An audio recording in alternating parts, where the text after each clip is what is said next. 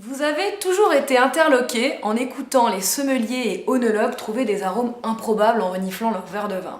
Comment peut-on sentir de la banane dans un verre de Beaujolais nouveau? Eh bien écoutez, je vais tenter de vous donner un petit coup de pouce, mais soyez conscient de cela. Le sens olfactif est peu développé et précis pour la plupart des hommes, tout simplement parce qu'on ne s'entraîne pas assez. Donc sans entraînement, il est difficile d'identifier de nombreux arômes. Mais si vous décidez de travailler votre nez, pas besoin d'être un nez pour y arriver.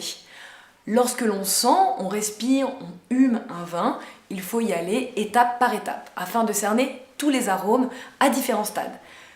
Commençons par aborder les grandes familles d'arômes que l'on trouve dans les vins, blancs ou rouges. Voici les 3 grandes familles les plus fréquemment citées.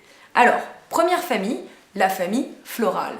Elle englobe de nombreux arômes, par exemple aubépine, acacia, fleurs d'oranger, violette, rose, etc. La famille fruitée englobe des odeurs d'agrumes, citron, orange, pamplemousse, pommes, figues, fruits rouges ou noirs, compotés, confits, etc.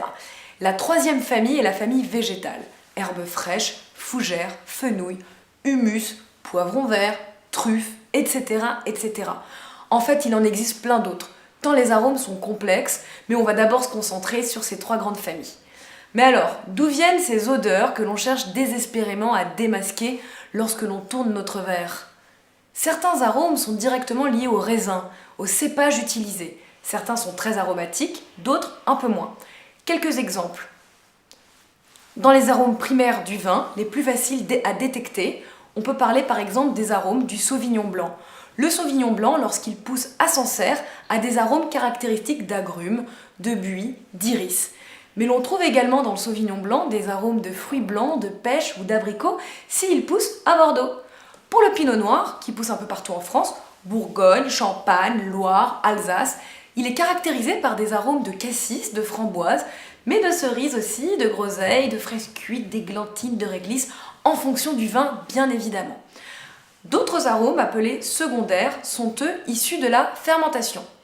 Lors du processus de fermentation, les levures transforment non seulement le sucre en alcool, mais elles transmettent également certains arômes spécifiques.